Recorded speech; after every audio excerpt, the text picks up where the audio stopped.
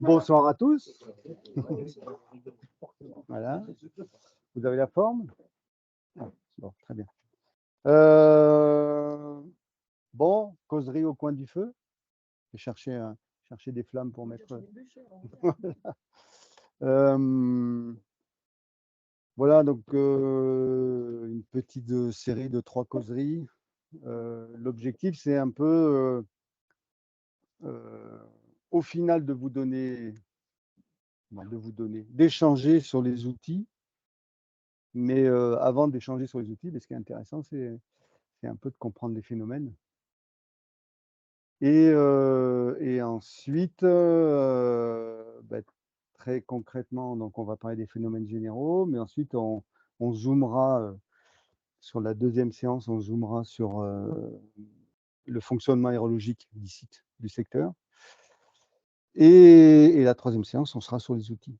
Mais auparavant, c'est quand même intéressant d'avoir une vision sur les phénomènes pour arriver à anticiper sur les conditions et à comprendre les conditions dans lesquelles on va se trouver pour les anticiper, justement, pour pouvoir faire les bonnes analyses et pour pouvoir voler en sécurité et le mieux possible.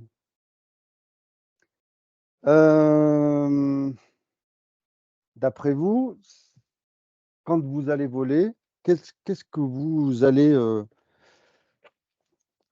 allez chercher comme conditions de vol et de météo et de voilà. Le matin, vous dites, je vais voler. Quels sont les paramètres pour vous qui sont importants, qui vous font prendre une décision du vol?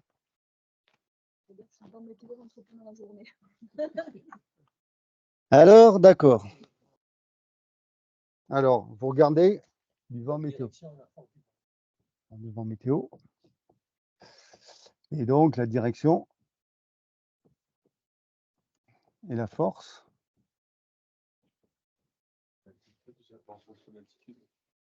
Et l'évolution sur la journée. D'accord. Oui, les deux, donc par rapport à l'altitude. Bon, l'évolution. Ça, je vais le mettre un peu de côté parce que de toute façon, ça va être récurrent sur Les pressions. les pressions. Ouais. Tu regardes les pressions. La pression pour boire ou les pressions? D'accord. OK.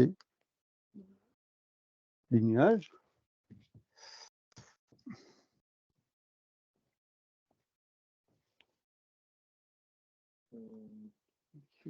Tout ce qui peut favoriser et déclencher les thermiques. Ouais, on va parler de la convection.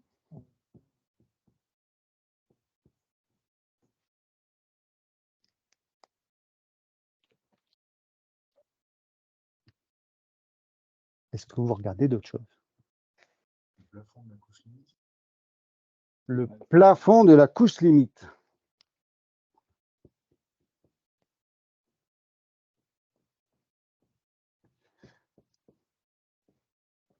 Waouh!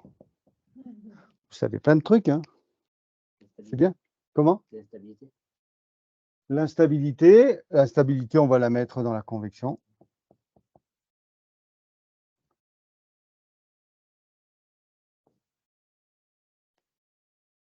Là où on veut aller. Ouais. Ça sera un peu la conséquence de l'analyse. En fonction de la connaissance du site, ça sera la conséquence de l'analyse. Est-ce que vous regardez d'autres choses?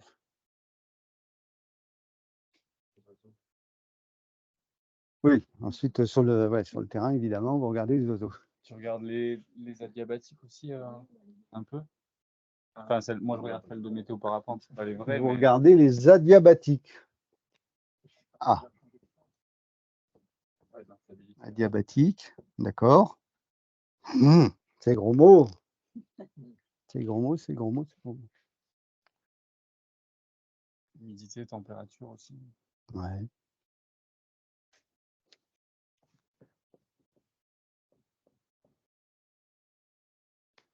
Bon. Si on traduit ça en termes de météorologie, je parle juste en termes de météorologie. Est-ce que vous avez une idée donc des conditions qui sont les plus favorables pour aller voler en termes de météorologie? Je ne parle pas d'aérologie. Donc on va laisser de côté toute la convection. On va plutôt se centrer sur la nébulosité. Le vent, la pression. Qu'est-ce qu'on cherche plutôt comme. Alors, d'accord.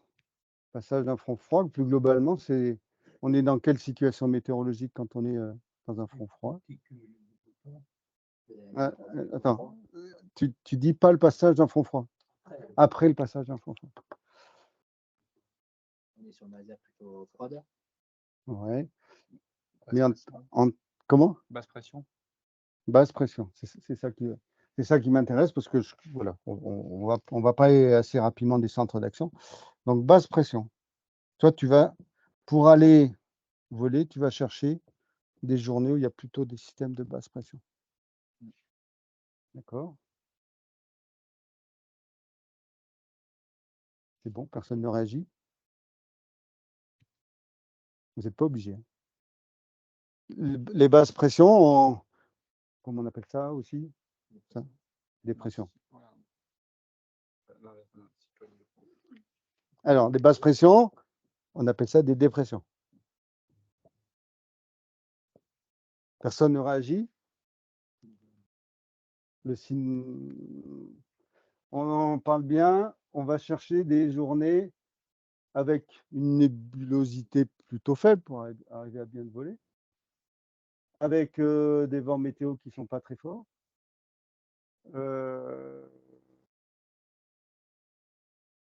Ou est-ce que.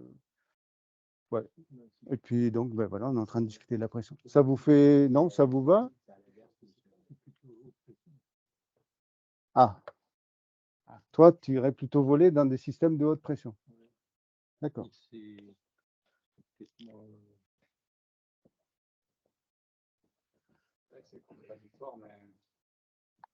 Donc, haute pression, on appelle ça un anticyclone.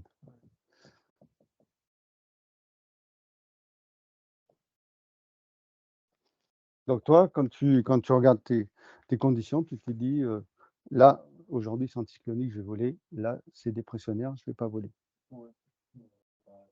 Ouais. Ça vous. Moi, je rajouterais les risques orageux, du coup, avec les dépressions, parce que s'il y a trop de dépression, du coup, il y a plus de risques orageux. Et ben, on va les mettre là.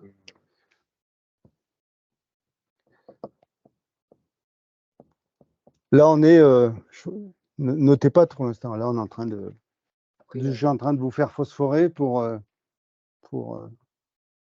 La basse pression va entraîner aussi l'instabilité. Donc, il va favoriser le vol. Mais là, jusqu'à la limite, que ce soit trop instabilité absolue, ou là, on ne vole plus. On va être toujours dans cette D'accord. limite, Si c'est vraiment très dépressionnaire, effectivement, il va faire très mauvais. Et donc, on ne va pas voler. Et si c'est très anticyclonique, qu'est-ce qui se passe? Trop stable, on va voler, mais là, on va faire des plans. En plus de l'instabilité, il faut marquer relative. Bah ouais, l'instabilité elle-même, c'est pas tout ça, mais surtout l'humidité, quoi. Donc, en fait, voilà, ça m'intéresse vos retours parce que vous êtes déjà dans la nuance.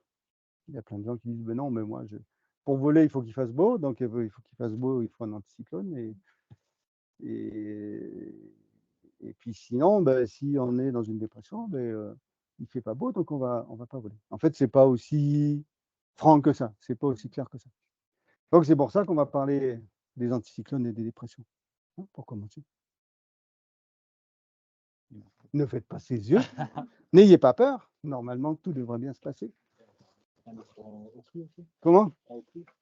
Oui, on va parler, le front occlus, on va parler effectivement de différents types de mauvais temps qu'on peut avoir dans la dépression.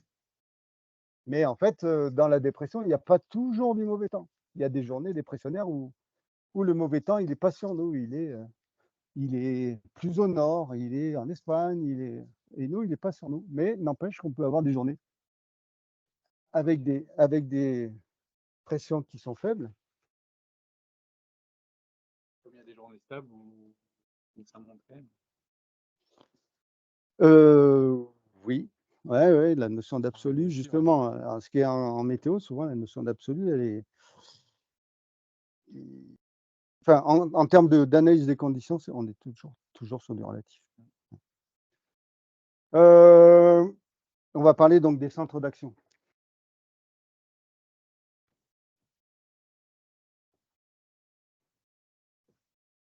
Donc, les centres d'action, ce sont les moteurs de la météo. Dans les centres d'action, il y a donc le système de haute pression, les anticyclones et le système de basse pression. Ensuite, tout à l'heure, on parlera un petit peu de l'essence qui fait fonctionner ces moteurs. Qu'est-ce que vous pouvez me dire sur bon, on va parler de l'anticyclone. Qu'est-ce que vous pouvez me dire sur l'anticyclone?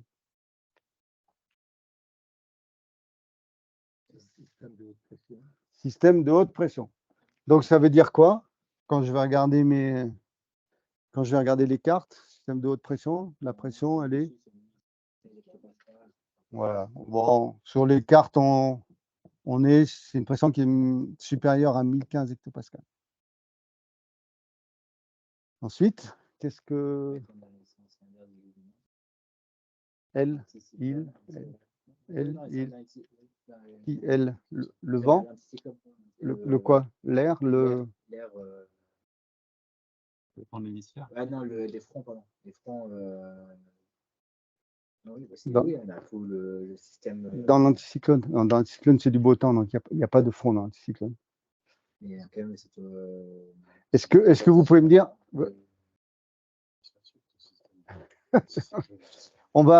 Est-ce que vous pouvez me dire. Je ne vais pas parler du vent. Est-ce que vous pouvez me dire quel est le sens de déplacement des particules d'air dans un anticyclone? Hein? C'est ça, ouais. Je ne parle pas du vent. Je parle du mouvement général de Vers la droite. des particules d'air. Vers la droite. Non, ça c'est le vent. Ça. Ah, en fait, le bas. voilà. En fait, un anticyclone, c'est une grande colonne d'air qui descend vers le sol, qui vient des hautes altitudes. C'est de l'air qui descend vers le sol.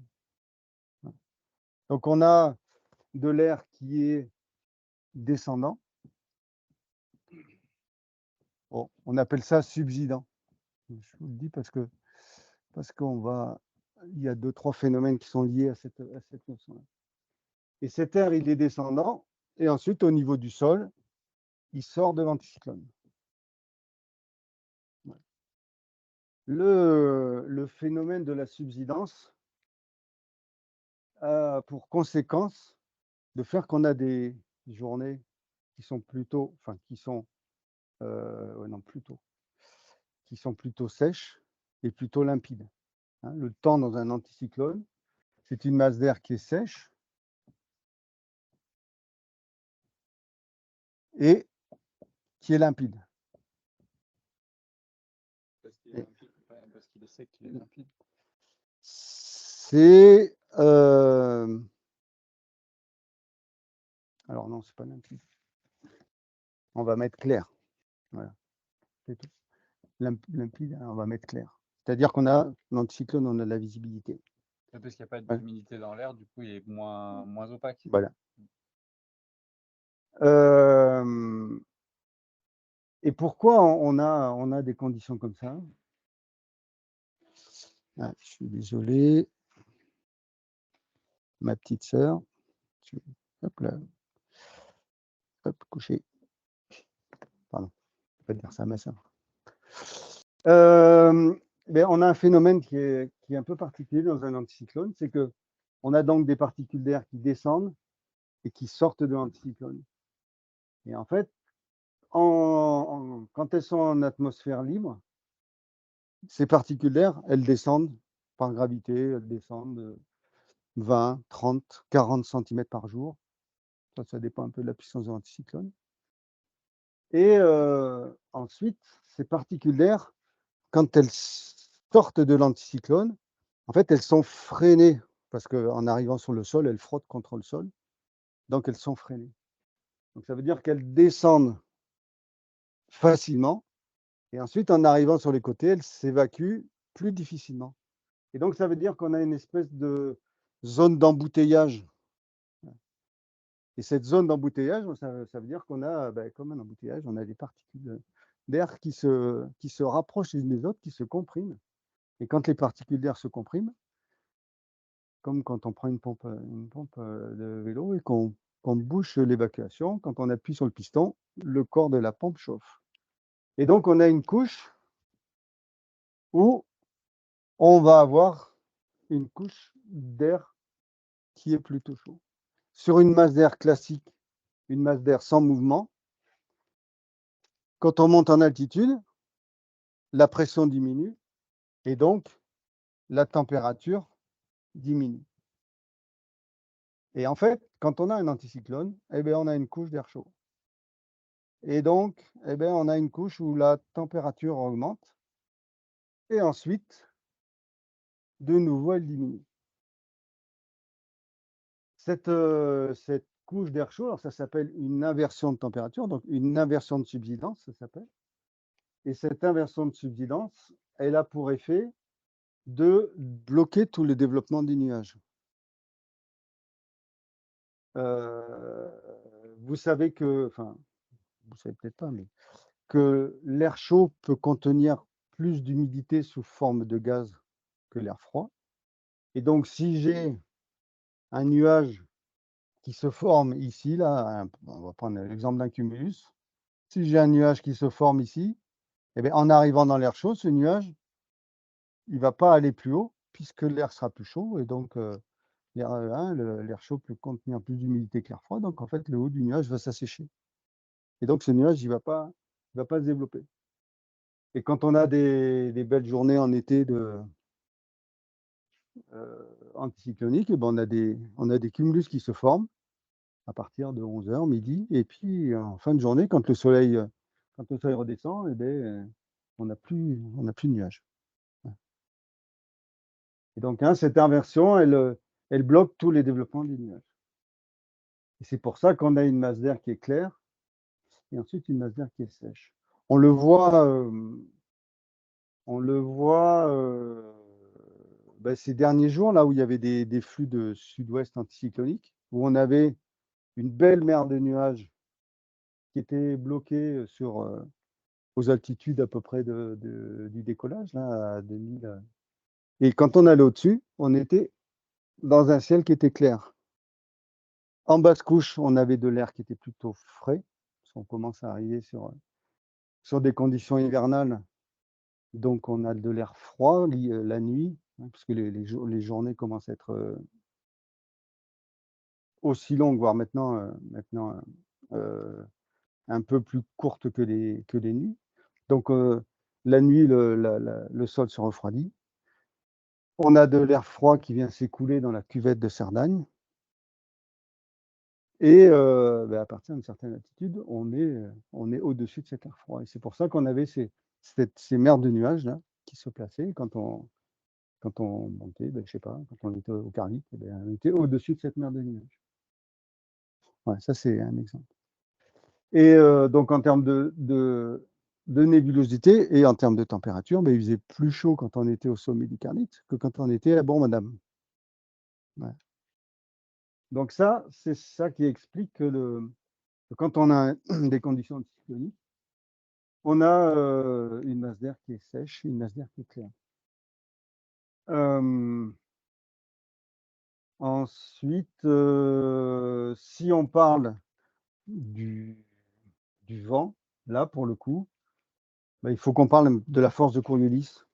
Désolé, mais bon. De façon très succincte, la force de Coriolis, c'est une force qui s'applique, qui est due à la rotondité et à la rotation de la Terre. Vous imaginez que je sois au pôle et que je veuille envoyer le stylo à Lilian, le temps que le stylo arrive sur Lilian, Mais Lilian, il sera plus à la même place, il se sera déplacé avec la rotation de la Terre. Voilà, ça, c'est un des premiers phénomènes. Et le second phénomène, c'est comme quand, si vous êtes au centre d'un tourniquet, que vous envoyez un ballon. Ce ballon, il va avoir une trajectoire qui va être courbe comme ça. Il ne va pas tomber à l'endroit où vous aviez voulu, où vous aviez visé. Mais, et en tombant sur le sol, comme la trajectoire est courbe, il va se mettre à tourner sur lui-même. La force de Coriolis, c'est ça. Et donc, la force de Coriolis, elle dévie les particules d'air en mouvement par la droite, dans l'hémisphère nord. Et donc là, on a un mouvement de l'air qui est descendant. Et donc, vous imaginez, je suis en train de faire de la chute libre. Je tombe, c'est moi, je suis la particule d'air. Et là, j'ai une force qui me tire le bras. Et donc, ma rotation va faire que ma particule d'air, elle va être déviée comme ça, en descendant vers le sol.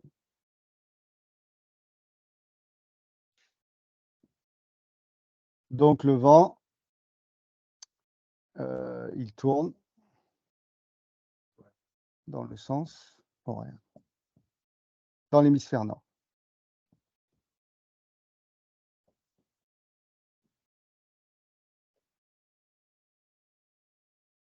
D'accord pour l'anticyclone?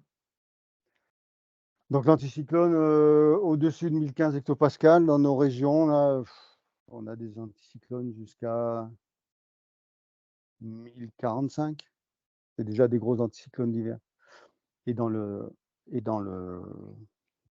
sur le globe, les anticyclones les plus costauds, c'est les anticyclones sibériens. Ils sont à 1070, 1080.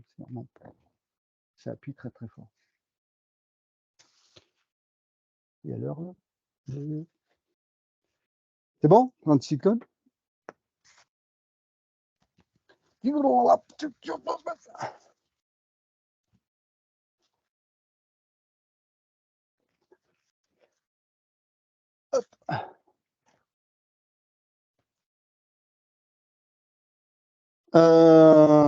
La dépression.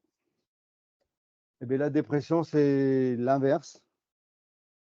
Là, on a de l'air qui est ascendant. Donc, ben, il vient au niveau du sol, on dit qu'il est convergent.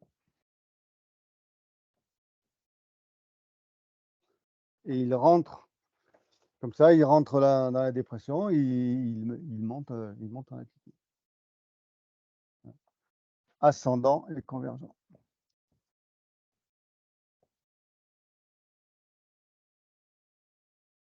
Magnifique.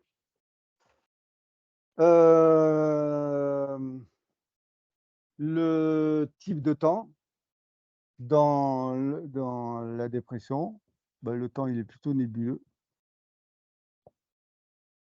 et il est plutôt humide.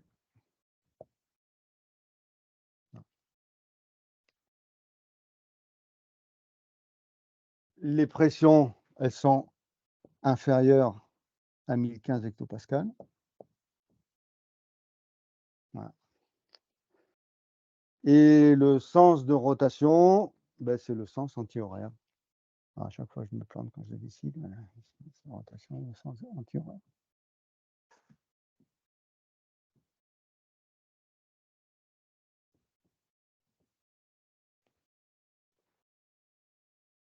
Et pourquoi le temps est nébuleux dans une dépression? Ben, c'est qu'en fait, la particule d'air, elle est prise en basse couche, elle monte en altitude, la pression baisse, donc la température baisse.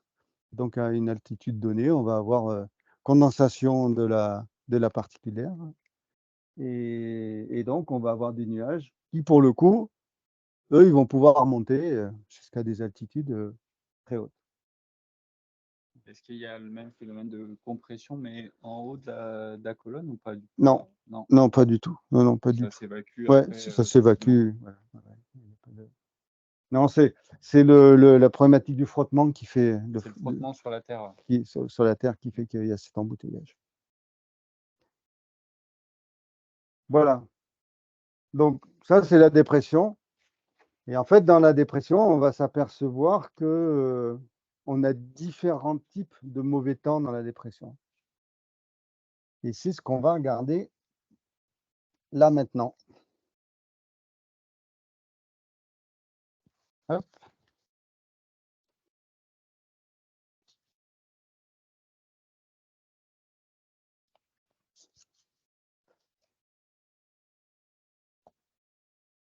Et avant de parler du différents types de mauvais temps, on va parler de la notion de masse d'air.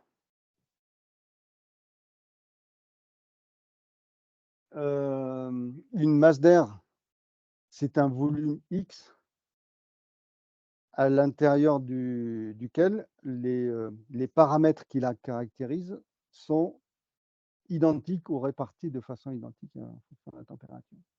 Et vous connaissez les paramètres qui définissent une masse d'air? Pression, température, humidité. Voilà, effectivement.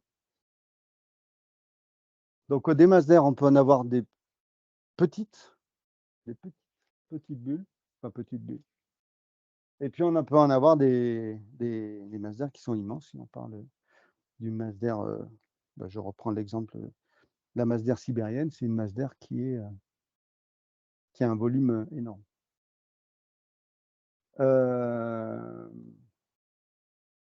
Donc, ouais, non, je ne sais pas parler, j'en parlais tout à l'heure.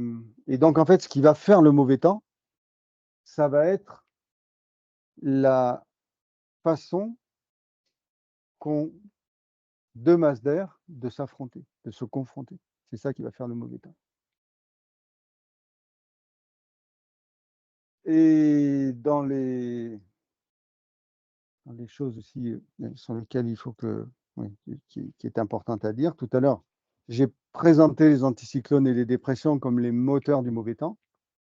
Et l'essence qui fait tourner le moteur, c'est la température.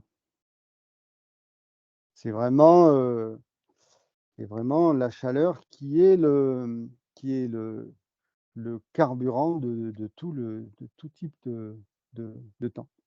C'est pour ça qu'avec le dérèglement climatique, et avec l'augmentation de la chaleur, on a des phénomènes qui sont de plus en plus puissants. Donc, on va parler un peu des différentes façons qu'ont les masses d'air de se confronter. Et quand on a une masse d'air qui se confronte, on va appeler ça un front. Un front, c'est un affrontement de deux masses d'air. Et donc, quand on définit un front, on va, pour le définir, pour le décrire, on va nommer la masse d'air qui affronte l'autre masse d'air. Donc, tout à l'heure, vous avez parlé de différents types de fronts. Qu'est-ce que vous connaissez comme front? Allez. On commence par le front chaud. Donc, si on le nomme front chaud, ça veut dire que on a la masse d'air chaude qui est en mouvement et qui vient se confronter à une masse d'air froide qui, elle, est plutôt immobile.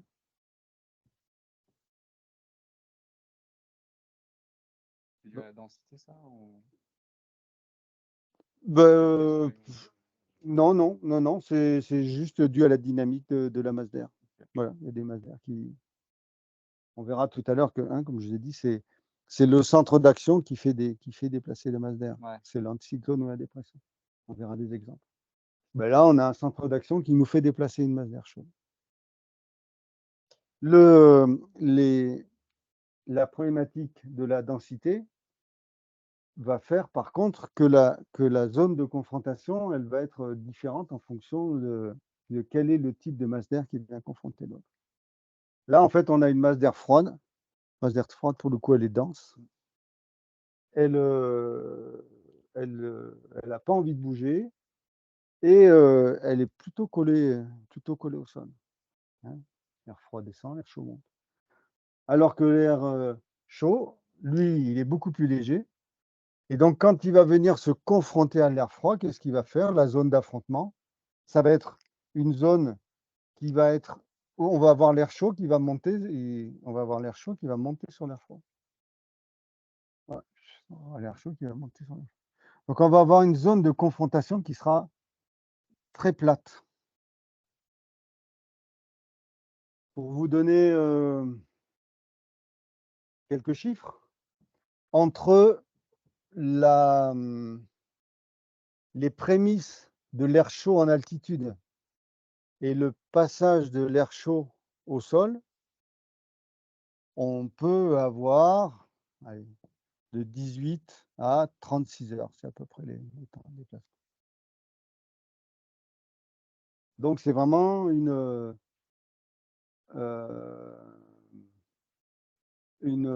zone de confrontation qui est vraiment très, très, très, très étendue. Et elle peut faire 500 jusqu'à 1000 km voilà, d'influence au sol. On va parler un petit peu des nuages qui sont liés à ces fronts. Qu'est-ce qu'on va avoir comme type de nuage dans ce type de confrontation? Les nuages, ils vont se fabriquer sur la zone de confrontation entre l'air froid et l'air chaud. Est-ce que vous connaissez déjà la façon de nommer les nuages? Ouais, alors, effectivement, quand on nomme les nuages, on va les nommer par leur forme. Donc, on a deux types de formes, stratiformes, c'est-à-dire plutôt en forme de couche, et ensuite cumuliforme. Donc là, plutôt en forme de tour, d'évolution verticale. Et ensuite, effectivement, quand on nomme les nuages, on a une seconde racine qui donne la définition de l'altitude. En très haute altitude, on a des cirros, alors cirrostratus ou cirrocumulus. Donc là, c'est sur la couche 6000-9000. Sur l'altitude moyenne, on a des altos, altostra ou altocu, 3000, 6000. Et sur la couche 0, 3000, là, il n'y a pas de racine. Donc, c'est des cumulus ou des stratus. Donc là, le type de nuage avec une confrontation qui est vraiment très, très plate, qu'est-ce qu'on va avoir comme type de nuage? Ce que tu disais, Lilian. On a plutôt des nuages qui sont stratiformes. Et une des particularités, c'est que on va d'abord avoir des nuages d'altitude comme ça, et en fait, progressivement, ces nuages ils vont s'épaissir avec l'air chaud, avec la couche d'air chaud. Au début, on va avoir des nuages qui seront en altitude, donc forme stratiforme, et d'abord les nuages d'altitude, donc cirrostratus. Ouais, mais les cirrus, il n'y a pas de front qui sont liés aux cirrus. Les cirrus, c'est souvent des poches d'air chaud comme ça qui se baladent, mais c'est pas un vrai front. C'est un mécanisme de condensation aussi là ou pas? Il n'y a rien qui est poussé vers le haut dans Et non, cette situation. il n'y a rien qui est poussé vers le haut. Il n'y a rien qui est poussé vers le haut. C'est simplement le fait que l'air chaud qui arrive sur l'air froid, cet air chaud, lui, il condenser l'air peut, froid. voilà, non, c'est l'air froid qui fait condenser l'air chaud, qu'il faut condenser l'humidité qu'il y a dans l'air chaud. D'accord, Voilà, d'accord, ok, ok. fait condenser l'humidité qu'il y a dans l'air chaud. Ouais. Donc ça, Cirrostratus, hein, c'est des, on voit un halo autour du Soleil. On a le Soleil, puis on a un halo autour. Et ensuite, quand on descend, ben, c'est Altostratus. Et ensuite, ben, quand le nuage il est vraiment très épais, c'est le grand frère de la famille, hein, donc il fait toute cette épaisseur-là. Et là, c'est le Nimbostratus. Nimbostratus. Donc Nimbo, c'est quand on a un nuage qui est sur tous les étages. Nimbo. Alors, je vous dis tout de suite, nous, dans les Pyrénées-Orientales, les nimbostratus, on ne connaît pas. C'est ouais.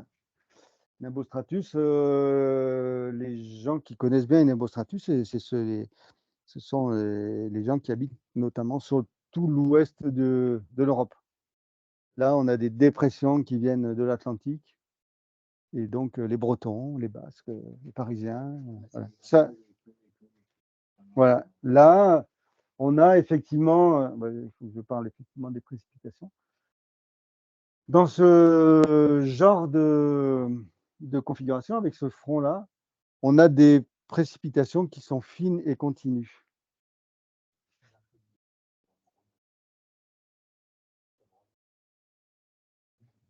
Non, non, parce que c'était déjà des grosses gouttes.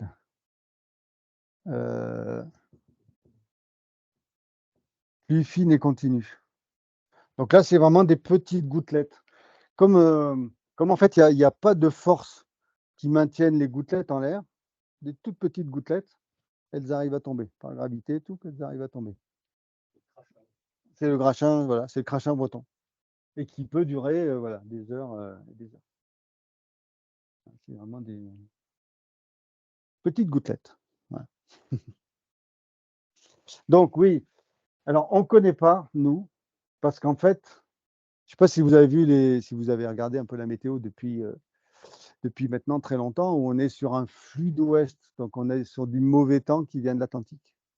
Et vous avez vu, il fait très mauvais sur l'Atlantique. Et puis nous, il fait plutôt beau.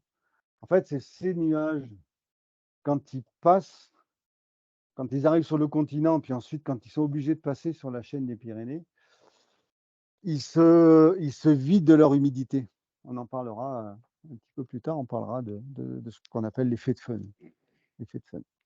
C'est-à-dire qu'ils s'assèchent en passant au-dessus du relief.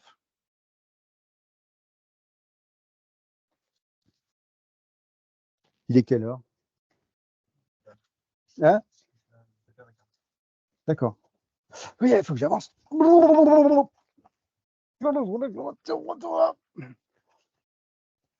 Ensuite, autre type de confrontation, le front froid.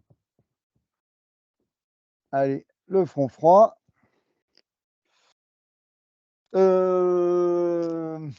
Masse d'air froide en mouvement qui vient se confronter à de l'air chaud qui est plutôt immobile. Et vous imaginez la zone de confrontation, l'air froid, lui, il est dense, il est au sol, et bien, il va rentrer sous l'air chaud qui, lui, ne demande qu'à monter en altitude. Donc, on a une zone de confrontation qui est très verticale, qui est vraiment très verticale.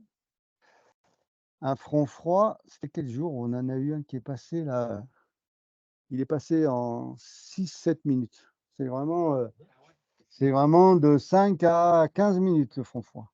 Je pensais que ça faisait plus une lame de fond, tu vois, qui allait décoller. Ben oui, mais justement, ça fait effectivement une espèce. C'est très vertical. Et donc, hein, ce que fait l'air chaud, c'est que lui, il est projeté en altitude. Qu'est-ce qu'il y a? Ça fait tomber. Et donc, là, comme l'air chaud, il est projeté fort en altitude, qu'est-ce qu'on va avoir comme type de nuage? On va avoir des nuages, voilà, qui vont monter très très fort comme ça en altitude. Et donc, développement vertical du nuage, on a des nuages cumuliformes. Et dans le passage du front froid, très souvent, on a le grand frère de la famille des cumulus, on a le cumulonimbus, le nuage d'orage. C'était quand? Mais c'était pas très, il n'y a pas très longtemps là. Il y a de la grêle qui est tombée, mais ça a duré vraiment très peu de temps. Type de précipitation, ben, tu parles de la grêle. Là, pour que les gouttelettes elles arrivent à tomber, il faut qu'elles soient très grosses. Donc en fait, ben, elles sont prises dans le nuage, et tant qu'elles n'ont pas vraiment grossi, eh ben, elles restent en apesanteur, et il faut qu'elles arrivent à être très grosses pour arriver à tomber. Et donc là, on a des précipitations avec des grosses gouttes. C'est des gouttes qui font jusqu'à 3 mm de diamètre, hein, vraiment des grosses gouttes. Et donc ensuite, ben, quand ça tombe au sol, ça fait des averses. En fonction des températures, c'est de la grêle, voilà. En fonction de voilà. Averse orage.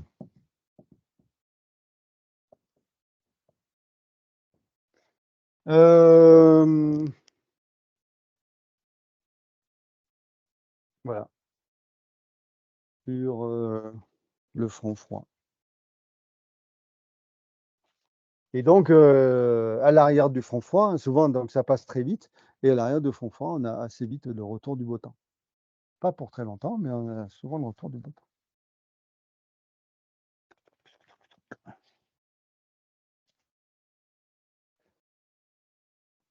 On va parler du front occlus. Des fronts occlus. Mais c'est pas assez long, 1 h 30. Le front occlus, en fait, c'est un espèce d'assemblage des deux fronts. C'est qu'on a une masse d'air froide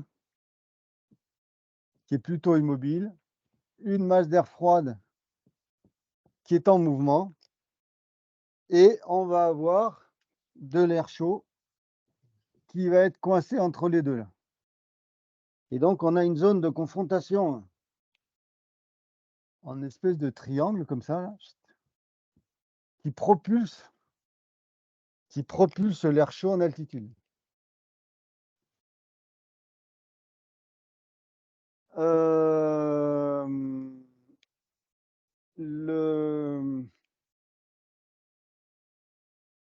Les précipitations, elles sont soit sous forme de petites gouttes, soit sous forme d'orage. Ça dépend de la qualité d'instabilité de l'air chaud. Juste, voilà. La notion d'instabilité, c'est quand je prends une particule d'air, que je lui donne une impulsion pour la faire monter en altitude. Et quand la masse d'air est instable, eh ben, en fait, elle favorise la montée de cette particule d'air en altitude. Et voilà. Donc, ben voilà. Si on a de l'air chaud qui est instable, on va avoir des précipitations sous forme de grosses gouttes. Si on a de l'air chaud qui est stable, on va avoir précipitations sous forme de petites gouttes. Stable. Tu caractérises par quoi stable? Mais stable, en fait, c'est la masse d'air qui empêche la particule de monter. Tu donnes une impulsion à la masse d'air, tu donnes une impulsion à la particule, et en fait, la masse d'air, elle va l'empêcher de monter. Ouais, comme de la pesanteur, quoi.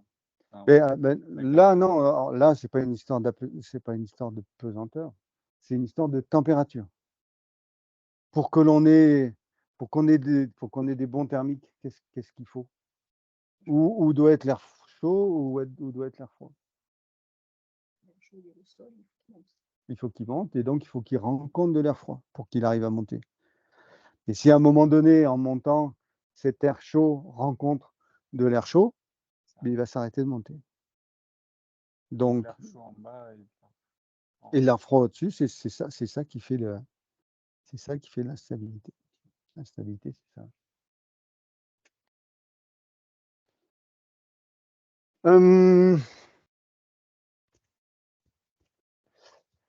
Qu'est-ce que... Oh ouais, tiens, on va faire ça. On va montrer bien. Hop. Soufflez. Vous avez le droit de bouger. Peut-être tant que... On va... C'est où, Safari? Juste histoire de commencer à parler.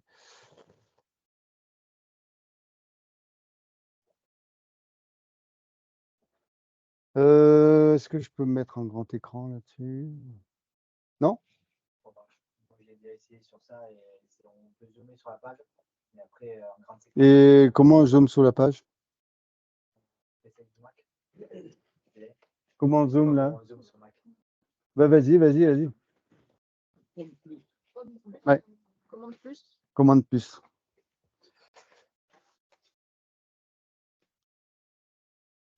Un peu moins. Magnifique! Waouh, elle est trop forte. Bon. Alors voilà. Ben voilà, une carte qui va vous permettre de visualiser ce dont on a parlé jusqu'à présent. Sur cette carte, vous voyez, il y a des zones qui sont anticycloniques et des zones dépressionnaires. Ou est-ce que vous voyez des zones anticycloniques? Ouais, localisez-les. Sur l'Espagne, sur la Suède. Voilà, ici en Espagne, ici sur la France, et ici en Grèce. Voilà, et ensuite, est-ce qu'on a des zones dépressionnaires? Voilà, on a cette dépression atlantique qui est 967 hectopascales. Ça commence, c'est les dépressions d'automne, hein, c'est des dépressions qui sont un peu costauds. Et donc, on voit les différents types d'affrontements. En rouge, ce sont les fronts chauds. En bleu, ce sont les fronts froids. Et en violet, ce sont les fronts occlus. Donc, tout à l'heure, je vous ai dit que les centres d'action, c'était le moteur du mauvais temps. En fait, les centres d'action mettent en mouvement les masses d'air qui sont réparties comme ça sur le globe. Et dans notre région, enfin dans nos régions tempérées, là, autour de nous, en fait, on a 5 masses d'air qui gouvernent notre temps. On a des masses d'air qui viennent ici, là, qui viennent du sud-ouest. Donc elles survolent. Elles sont plutôt chaudes, elles sont plutôt froides. Elles sont plutôt chaudes, elles viennent des tropiques. Elles sont plutôt humides, elles sont plutôt sèches. Voilà. Sud-ouest, c'est une masse d'air qui est tropicale, donc elle est chaude. Et elle est maritime, elle est humide. Voilà. Ensuite, on peut avoir des masses d'air qui viennent du sud, ici. Ces masses d'air, elle est comment si je la qualifie? Elle va être tropicale toujours. On est toujours sur des latitudes très basses. Et elle est continentale, donc elle est sèche. Et ensuite, on a des masses d'air, pour le coup, qui viennent des régions froides. On a une masse d'air là qui vient ici du nord-est. Je vais la faire en noir parce que sinon on ne va pas voir. Une masse d'air qui vient du nord-est.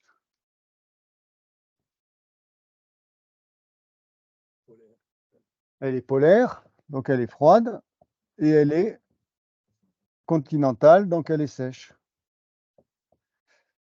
Ah oui, je ne vous ai pas dit non. Celle-là, elle s'appelle saharienne. Celle-là, elle s'appelle sibérienne.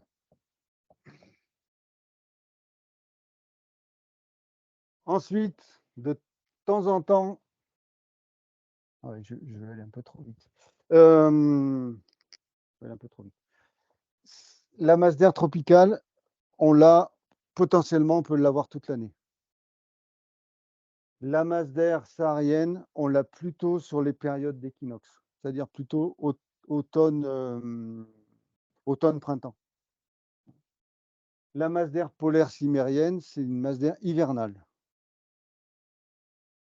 Ensuite, on a la masse d'air arctique, ici. Donc là, elle est quoi? Elle est polaire et elle est... alors ça, c'est pas très scientifique, elle est demi-sèche. Non, je dis demi-sèche dans le sens où elle est plus humide que la continentale, parce que quand même, elle traverse des zones où il y a quand même où il y a des zones maritimes. Mais elle est plus sèche que la cinquième masse d'air qui nous intéresse et qui est celle-ci, qui est la masse d'air polaire maritime.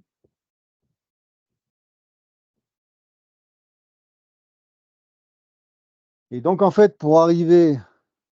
Oui, et la polaire maritime, donc l'Arctique, souvent, on l'a plutôt pareil, sur les périodes d'équinoxe, printemps, automne. Et la polaire maritime, potentiellement, elle nous intéresse toute l'année. Donc, quand je vous dis ces 5 masses d'air, eh ben, si on a une seule masse d'air qui arrive sur nous, qui nous couvre complètement, ben, le temps, ça va être, si c'est de la masse d'air tropicale maritime, eh ben, il va faire chaud et humide. Ouais. Mais ensuite, ce qui va gouverner le mauvais temps, c'est quand on a 2 masses d'air qui vont venir se confronter. Et quand les masses d'air se confrontent, ben, c'est ce qu'on a vu tout à l'heure, c'est ce qui fabrique les fronts. Donc, on va en profiter là justement pour essayer de comprendre pourquoi ces fronts se positionnent comme ça. Si on regarde cette dépression. Ça amène du sud-ouest. Alors, chez nous, alors oui. Donc on a dit sens de rotation dans une dépression, c'est quel anti-horaire. Donc ça fait ça, comme ça. Ici, on a un anticyclone. Quel sens? Ouais. Hop, comme ça. Donc ça tombe bien, ça marche comme ça. Ouf, ça tombe bien. Quel est... oui, et donc là, sur ces cartes-là, le vent, il est représenté par ces courbes d'égale pression qui s'appellent des isobars. Ouais. Ça, ce sont les isobars. Le centre ici est à 967 et puis plus on se rapproche de l'anticyclone, et bien, on est sur des isobars qui sont croissants. Ces isobars, ils vont nous indiquer le déplacement aussi des masses d'air. À l'arrière de cette dépression, quelle est la masse d'air qui est mise en mouvement? À l'arrière, donc à l'ouest, ça va être la polaire maritime. Vous voyez les isobars là? Les isobars, ils font ça et ils nous amènent de la polaire maritime. D'accord? Et le centre d'action là de l'anticyclone, vous voyez, bon alors on voit pas bien parce que c'est, mais on voit qu'on a un isobar, un isobar 1024. On a un isobar 1020 là. Donc ça tourne comme ça. Les anticyclones, qu'est-ce qu'ils vont nous, enfin cet anticyclone, qu'est-ce qui va nous mettre en, quel est le type de masse d'air qui va nous mettre en mouvement? Je sais pas si c'est français ce que je dis. Bon, c'est vrai. Ça va être la tropicale maritime. Donc, vous voyez, là, on a l'explication du front chaud. La masse d'air qui est mise en mouvement par l'anticyclone, c'est de l'air chaud. Et cet air chaud, il va venir être chassé par de l'air plus froid qui est mis en mouvement par la dépression. Et donc, c'est pour ça qu'on a le front chaud devant et on a un front froid derrière.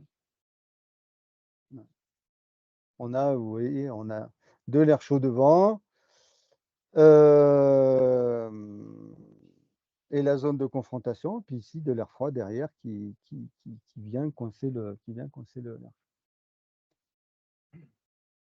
Voilà, C'est pas plutôt de la saharienne qui arrive là? Alors, ben, le sens de rotation, regarde. On vient d'ici, on est là. Alors, ce qu'il y a, c'est que la saharienne, elle fait ça, quoi. Elle fait ça, puis en arrivant sur l'Atlantique, là, elle se remplit enfin, se gorge d'humidité, elle devient plutôt tropicale maritime. Ici, effectivement, c'est ben non, ici, c'est toujours pas de la tropicale saharienne, puisque ça, en fait, ça descend. Voilà, c'est comme ça qu'on arrive à définir c'est comme ça qu'on arrive à définir les fronts. Voilà. La forme un peu bizarroïde de ces fronts là, avec toutes ces occlusions qui traînent, c'est parce qu'en fait, on a un gros anticyclone ici. Et les dépressions, elles viennent de l'Atlantique, hein. Souvent elles viennent de l'Atlantique, et elles se déplacent et elles viennent se bloquer sur l'anticyclone. Et donc c'est pour ça qu'ici, il y a toute une zone un peu bizarre avec des systèmes d'occlusion. C'est qu'en fait, la dépression, elle est poussée par les flux d'ouest, et puis en arrivant ici, elle n'arrive plus à se dépasser. S'il n'y avait pas l'anticyclone ici, ben, la dépression, elle continuerait, et donc on aurait une autre forme d'organisation de front. Du mauvais temps. Hein? Et du mauvais temps. Et du mauvais temps. Ouais, et du mauvais temps. C'est ce qui explique aussi cet anticyclone, c'est ce qui explique que le mauvais temps, il se cantonne pas mal à la façade atlantique de l'Europe là. Bon là, il est en train de regonfler pour tout le monde, mais d'accord? Oui. Ah, Marco, moi, je pensais pardon. que ça se déplaçait les hautes pressions vers les basses pressions, Non. et pas vraiment au final. Non. C'est alors le vent ensuite, il sort de l'anticyclone, il rentre dans la dépression. Le vent, oui. Le vent, oui. Mais pas Mais les systèmes. le système, non. Le Ouais. système, non. Il ondule en fonction de sa propre dynamique. Et ben, vous voyez, souvent, on a. Mais oui, mais je sais, mais bon. Hop. Souvent, on a l'anticyclone des Açores ici. Hein, on le trouve ici. Il gouverne souvent notre temps là. Ben là, en ce moment, eh ben, il n'est pas là. C'est comme ça, il n'est pas là. Il y a cette dynamique là qui s'est mise en place. Là, c'est vraiment la dynamique de l'automne. Hein. L'automne, souvent, on a un gros système dépressionnaire qui déboule de l'Atlantique. Et des fois, alors en cyclogénèse, enfin, en fabrication de mauvais temps, on a aussi des dépressions, là, un fonctionnement propre de la Méditerranée qui génère du mauvais temps, hein, les retours d'est, des trucs comme ça, et qui fonctionne vraiment pour le coup, sur une zone beaucoup plus restreinte et qui gouverne notre temps. Là, pour l'instant, notre temps, il est gouverné par l'anticyclone. Gouverné par l'anticyclone. Oui. C'est une autre échelle de phénomène météo. C'est une cyclogénèse très particulière à la Méditerranée.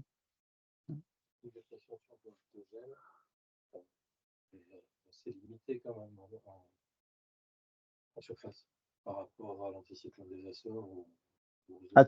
Ouais, mais par contre, ça a beaucoup d'effets. Quand on a une dépression sur le golfe d'Aden, ça nous amène du vent.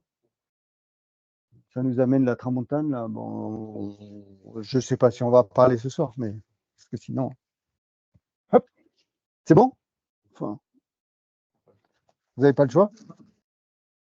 Alors, dernière chose. Ah oui, si, quand même. On va.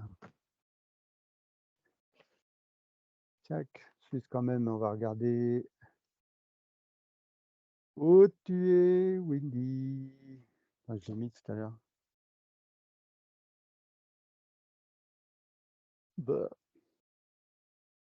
Bon, juste, on va regarder. Je peux l'enlever, ça?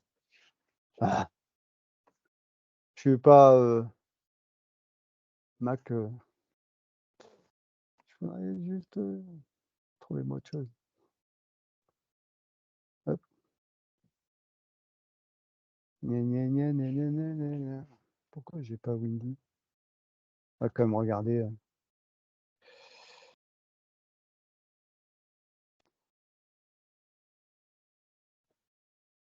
Soufflez, soufflez. Jouez.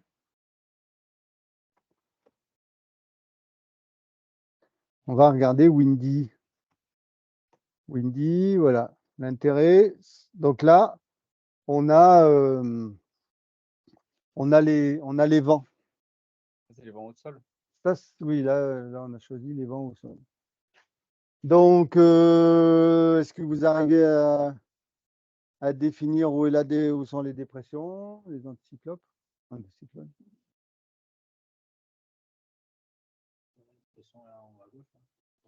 Ah, on voit bien. Ici, ça tombe bien ici.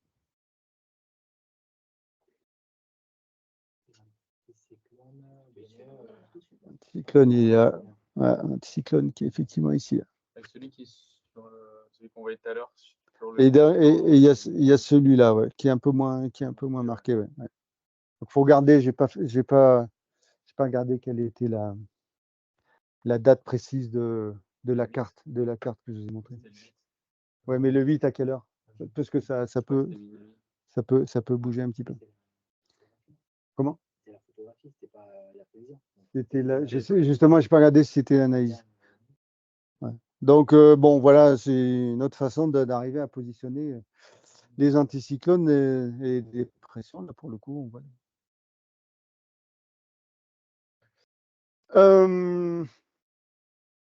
Quelle heure est-il?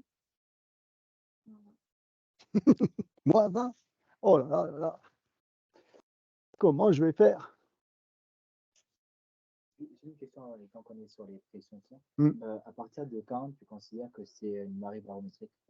La taille de. En fonction des ISO. Alors, ouais, alors marée barométrique. Ouais, alors, le marée barométrique, c'est une grande zone où on a des pressions qui sont pas très loin de la 1015 hectopascal. Ça, c'est important. Et c'est une zone où il y a très peu d'isobars. Il y a un petit gradient de pression. Il y a, voilà, c'est entre 1012 et 1018. Voilà. C'est important, ça ne peut pas être plus haut. Non, ça ne peut pas être plus haut. Parce que si c'est plus haut, c'est anticyclonique. Si c'est plus haut que si c'est à 1020 hectopascal, c'est anticyclonique. Même si les isobars ne sont pas resserrés. Ouais, bah ouais, c'est anticyclonique.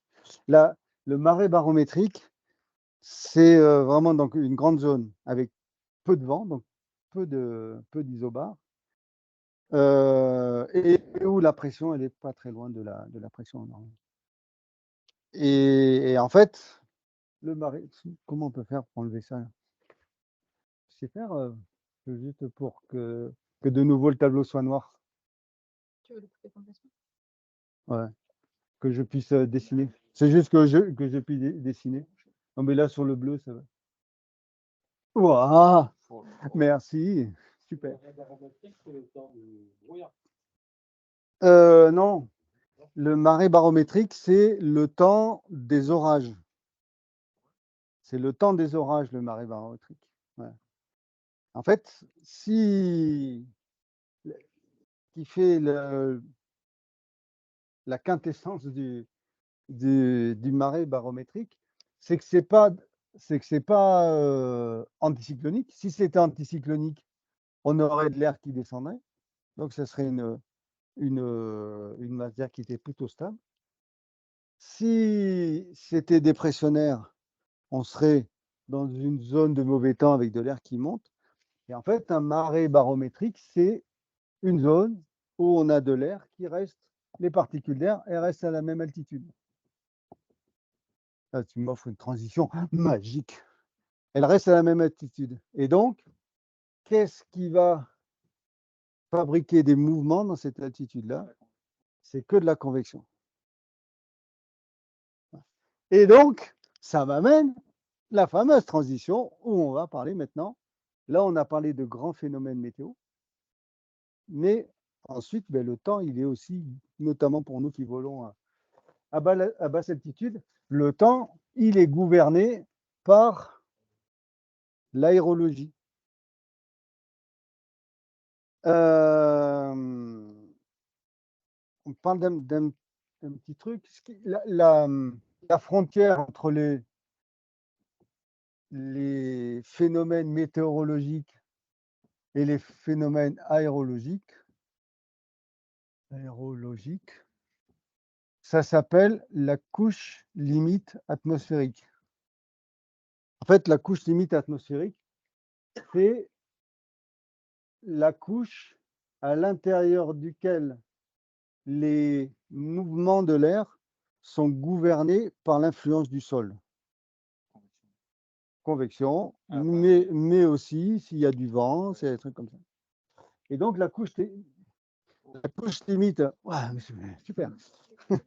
Hein, la couche limite atmosphérique, si on est au niveau sur la mer, elle va être de 300, 400 mètres d'épaisseur. La mer, bon, à moins qu'il y ait des vagues, mais ça va être très, très peu épais. Si c'est sur la plaine en plein hiver, ça va être 500, 600 mètres sol. Si c'est la plaine en plein été, ça va être 1500 mètres sol. Si c'est à Font-Romeu en plein été, ça va être 1000 mètres au-dessus du relief. Donc ça va être la couche limite atmosphérique, on l'aura à 3000, enfin on aura 4000 mètres d'altitude. Et donc là, ben, en dessous de cette couche limite atmosphérique, on a tous les mouvements aérologiques qui sont liés donc principalement à l'échauffement du sol. Et donc, tout à l'heure, quand vous avez dit, moi quand je vais voler, je regarde s'il y a des nuages, je regarde s'il y a du vent. Et en fait, on va s'apercevoir qu'il y a des nuages et qu'il y a du vent qui sont dus à la convection et à l'échelle aérologique. Là, vous connaissez. Qu'est-ce que c'est le vent à l'échelle aérologique? Ce sont les brises. Donc, là, pour le coup, le soleil chauffe le sol. Au niveau du sol, par contact, on va avoir un échauffement de l'air. Et donc, on a de l'air qui va se mettre à remonter les pentes. Hein. On a le premier phénomène avec l'échauffement du sol, c'est l'air qui va monter le long de la pente. Donc, on a le phénomène de brise de pente. Brise de pente où la brise elle va se mettre en place d'abord sur les faces est, puis ensuite elle va s'arrêter sur les faces est, elle va se mettre en place sur les faces sud, et ainsi de suite, parce que le soleil il tourne dans la journée. Et ensuite, vous connaissez, quand il y a beaucoup de brise de pente, hein, quand il y a beaucoup d'air qui est évacué qui est projeté vers l'altitude, eh ben, on a de la brise de vallée qui s'installe. Et nous, dans notre pays, on a aussi l'air qui vient depuis la Méditerranée on a aussi la brise de mer. On est vraiment influencé par ces 3 types de brise. Il y en a que Voilà. 3 en tout. Oui. Il y en a plus. Ouais, ouais. La brise de mer qui nous empêche de voler à partir de 15h, 16h, des fois plus tôt, parce qu'elle, ça fait qu'au Moroux, on a le vent qui arrive.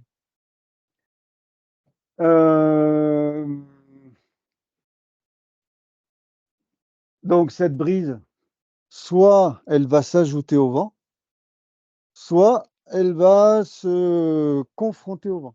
Ça nous arrive très souvent de voler avec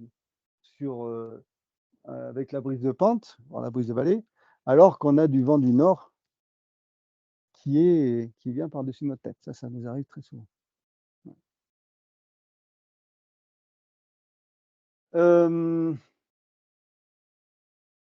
On verra ça justement quand on parlera des fonctionnements aérologiques des sites. Est-ce que vous pouvez me dire sur les nuages dans l'étage aérologique? Voilà. Alors déjà, effectivement, c'est toute la famille des nuages cumuliformes, puisque ce sont des nuages qui sont créés par l'échauffement du sol, donc par des mouvements verticaux. Et donc, on va avoir les nuages de la famille cumuliforme. Et qu'est-ce qu'on va avoir comme type de nuage? Donc cumuliforme, mais ensuite au niveau des altitudes.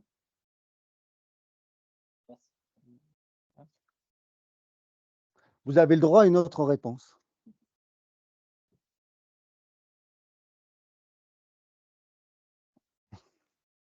On a tout type d'altitude. On a effectivement les petits cumulus, un gentillus. Hein. Mais ensuite, on peut aller, si les conditions sont favorables, jusqu'au cumulonimbus. Vous savez tous que ici, les premiers orages, ils tapent souvent sur le Puigmal ou derrière sur l'Andorre. Donc, vous voyez, il y a des localisations où on a des échauffements et puis des advections d'air froid qui favorisent les orages. On a des lieux privilégiés, on a des orages qui se forment. Et donc, ça, c'est vraiment les nuages c'est vraiment les orages convectifs. Mais comme il y a des bonnes zones de convection comme les mouillettes ou ainsi de suite, quoi. Oui, c'est Là, ça. ça a plus d'ampleur. C'est ça, exactement. Bon, dans les trucs connus, c'est aussi le Canigou. Le Canigou, c'est les grandes pentes sud du Canigou, c'est 2000 mètres de dénivelé. Et puis, tu as la brise de mer qui arrive par-dessous. Ce qui favorise les orages, c'est évidemment la chaleur. Une journée qui est instable sur des altitudes très hautes et de l'humidité. L'humidité, en fait, c'est vraiment un facteur prépondérant de la fabrication des orages. Parce qu'en fait, quand la particule d'air condense, elle libère de la chaleur. Je stoppe. Elle libère de la chaleur. On appelle ça la chaleur latente. Et, donc ça, c'est le moteur primordial pour fabriquer des orages. La chaleur.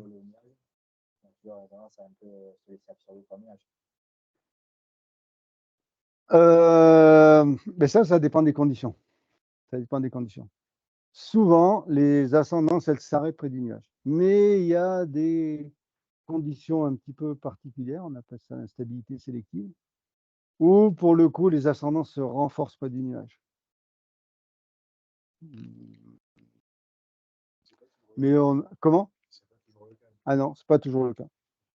Souvent, en fonction de. Tout à l'heure, tu parlais de l'épaisseur de la couche convective. En fait, elle est. Ouais. Je ne sais pas si on parle maintenant, mais oui, on peut. Quand on sur Vélivol, par exemple, quand on voit des épaisseurs de couches convectives qui sont au-dessus de l'altitude basse des nuages, ça veut dire qu'on a ce phénomène-là d'instabilité sélective. Donc là, il faut se méfier de ne pas trop se rapprocher des nuages. Si vous voulez, on en parlera, hein, mais Marco, quand tu parles de chaleur latente, là, du coup, quand ça condense, ça réchauffe l'air à ce niveau-là, et ça fait pas d'inversion de température. et non, Ça bloque pas ça non. bloque pas, ça l'amplifie justement. Tout à l'heure, tu as employé un gros mot. On va. Bon, on peut en parler. On peut en parler. Tu as employé, à un moment donné, tu as parlé adiabatique, gna gna gna gna, patin couffin. En fait, quand on prend une particule d'air, cette particule d'air, si on fait varier la pression, on va avoir, lié à la variation de pression, on va avoir une variation de la température qui va être liée. Si on prend une particule d'air, si on la fait évoluer verticalement de 100 mètres, l'évolution de sa température, ça va être de 1 degré par 100 mètres. Si la particule d'air monte, ça va être moins 1 degré. Si la particule d'air descend, ça va être plus 1 degré. Et donc ça, c'est là où ça s'appelle le gradient adiabatique sec. Gradient, pourquoi? En fait, c'est la variation de 2 paramètres l'un par rapport à l'autre. Là, c'est variation de la température par rapport à l'altitude. Adiabatique, ça veut dire que c'est sans échange avec le milieu. Ça, c'est ma particule d'air en elle-même. La variation de la température, c'est la particule d'air en elle-même. Donc, il n'y a pas d'échange avec le milieu. Et sec parce qu'on est dans une particule d'air qui est sèche. On n'est pas dans un nuage. Si cette particule d'air, elle est humide, et comme je l'ai dit tout à l'heure, quand il y a saturation de la particule d'air, il y a libération de chaleur latente. Il y a de la chaleur, de la température qui va sortir de la particule d'air. Et en fait, le gradient, quand on sera le gradient humide,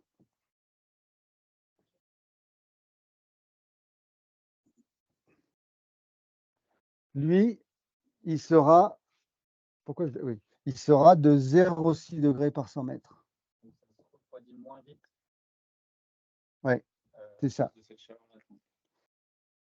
Et en fait, la différence entre le 0,6 et le 1 degré, là, c'est effectivement la chaleur latente qui est libérée, et elle est libérée à une valeur de 0,4 degrés par 100 mètres.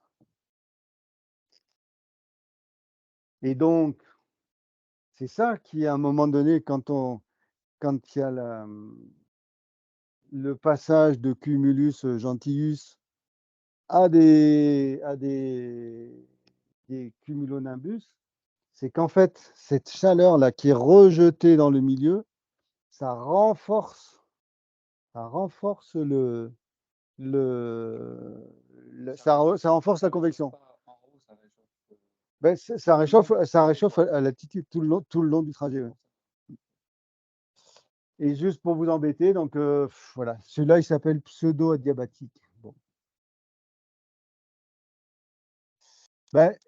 Adiabatique. Alors celui-là, il est pseudo-adiabatique parce que pour le coup, il y a de la libération de chaleur dans le milieu.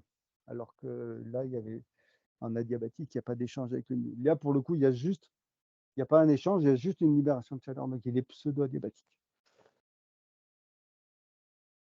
Vous l'avez voulu. À 19h58, c'était peut-être un peu ardu.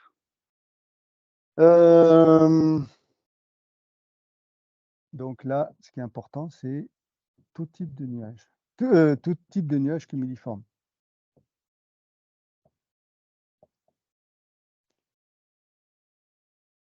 Et donc, c'est ce qui est compliqué quand on arrive, tout ça là, enfin pas les adiabatiques, mais c'est ce qui est compliqué quand on arrive sur un décollage et qu'on essaye d'analyser les conditions, on peut très bien avoir des nuages frontaux qui sont mélangés avec des nuages convectifs.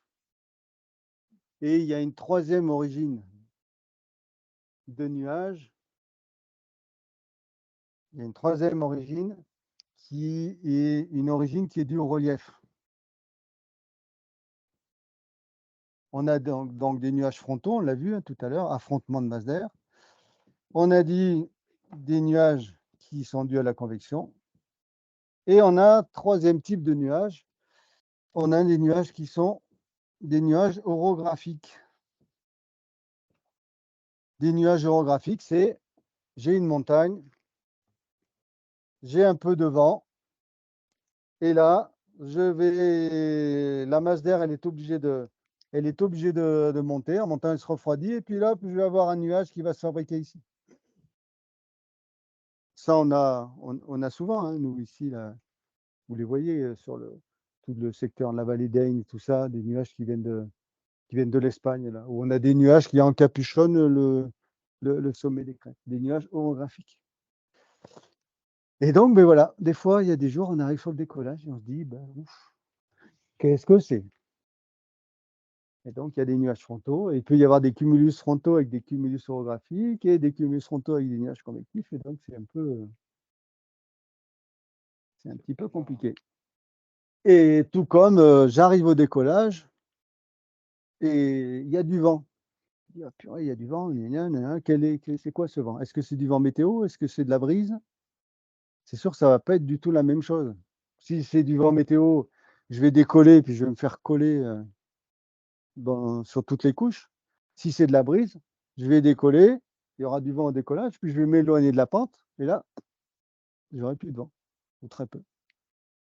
Donc c'est pour ça que c'est intéressant d'avoir un petit peu une idée des différents phénomènes et d'arriver à faire la part des deux couches.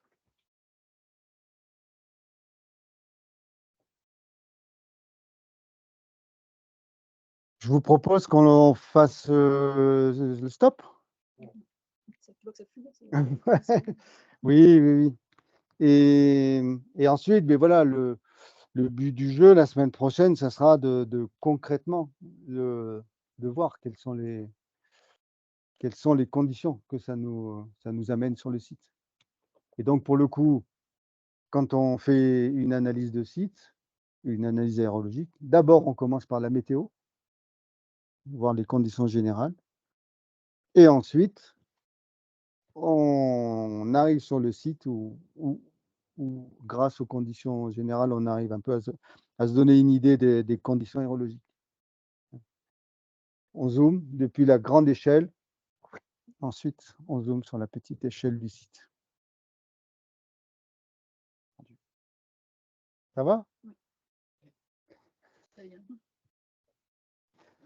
Je vous remercie.